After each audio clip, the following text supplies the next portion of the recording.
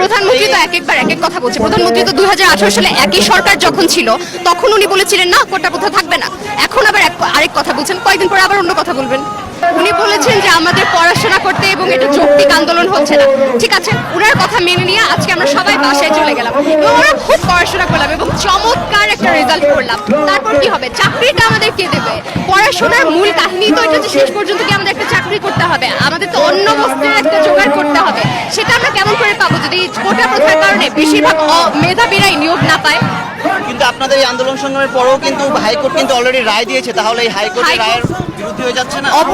High court যেই রায়টা দিয়েছে সেটা যদি সংবিধানের সাথে সাংঘর্ষিক হয়, আমি আপনাকে বলছি সংবিধানের অনুচ্ছেদ 19, 29, 28, 23 এই সকল অনুচ্ছেদে লেখা আছে যে সমতার কথা, এবং শুধুমাত্র এটা ব্যতিক্রম হবে যখন তারা অনগ্রসর জনগোষ্ঠী, যেমন প্রতিবন্ধী বা এথনিক মাইনরিটি। মুক্তিযোদ্ধারা কি সেটা? অবশ্যই না, তারা ভাতা পাচ্ছে, তারা বিভিন্ন সুযোগ সুবিধা পাচ্ছে। তাহলে হাইকোর্টের রায়টাই হয়ে যাচ্ছে সংবিধানের সাথে সাংঘর্ষিক, এই রায় বাতিল করবে।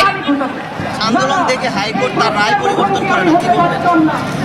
আন্দোলন, আচ্ছা হাইকোর্ট কাদের জন্য? আমার প্রশ্ন, হাইকোর্ট নিশ্চয়ই আমাদের জন্য, সাধারণ জনগোষ্ঠীর জন্য। হাইকোর্ট 10 বছর পর এই প্রধান বিচারপতিও থাকবে না, আমাদের এইখানের একজন মেধার ভিত্তিতে যখন নিয়োগ দেওয়া হবে এইখানের একজন হবে সেই প্রধান বিচারপতির জায়গায়। হাইকোর্ট যেখানে আমাদের অধিকার সংরক্ষণের কথা, সেখানে আমি সংবিধানের সাথে সাংঘর্ষিক রায় দিলে অবশ্যই সেটা বাতিল করতে হবে। সর্বোপরি যদি আপনাদের এই আন্দোলন সংগ্রামের পরেও তা ব্যর্থ হন, তাহলে আসলে বাংলাদেশের পরবর্তী প্রজন্ম আসলে কি হতে পারে? মেধাহীন প্রথমত, আর ইনশাল্লাহ আমরা ব্যর্থ হব না, এটার কোনো সম্ভাবনা আমরা দেখছি না। প্রধানমন্ত্রী বলছে আপনাদের এই প্রধানমন্ত্রী তো একবার এক এক কথা বলছে। প্রধানমন্ত্রী তো 2018 সালে একই সরকার যখন ছিল তখন উনি বলেছিলেন না কোটা প্রথা থাকবে না, এখন আবার আরেক কথা বলছেন, কয়েকদিন পরে আবার অন্য কথা বলবেন। মেধাবীরা 44% নিয়োগ পাচ্ছে, তার মানে 56% যারা, তারা সেই মেধাবীর সমকক্ষ নয়। তার মানে মেধাবীদের যেখানে বঞ্চিত করে কোটাধারীদের দেওয়া হচ্ছে, সেখানে তো চাকরিতে বা বিভিন্ন উন্নয়নমূলক কর্মকাণ্ডে ওরকম আশার মতো ফল পাওয়া যাবে না, এটাই স্বাভাবিক। যেখানে হচ্ছে সরকার আপনাদের এই কোঠা পাথার বিপক্ষে চলে গেছে বলা যায় একরকম, এবং আমরা দেখছি বিরোধী দলগুলো আছে, বিএনপি সহ যে বিরোধী দলগুলো, তারা এই কোঠা পাথার তারা আপনাদের পাশে দাঁড়িয়েছে এবং তারা সমর্থন করেছে, কি বলবেন?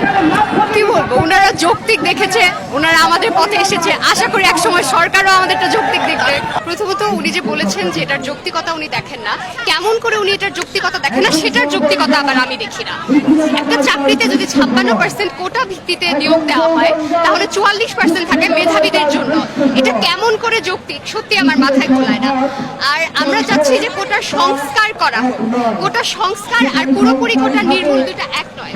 সংবিধানে লেখা আছে যেটা, যে যারা অনগ্রসর জনগোষ্ঠী তাদের জন্য আমরা চাই যে কোটা থাকুক, যেমন প্রতিবন্ধী বা এথনিক মাইনরিটি যারা, তাদের জন্য কোটা থাকুক। কিন্তু মুক্তিযোদ্ধারা তো অবশ্যই অনগ্রসর জনগোষ্ঠীর মাঝে পড়ে না, আমরা চাই সেই কোটাটা না থাকুক, নারী কোটা না থাকুক, জেলা ভিত্তিক কোটা না থাকুক। জি, এই কথা যে বলা হচ্ছে, আজকে বেশিরভাগ ছাত্র কিন্তু ময়দানে।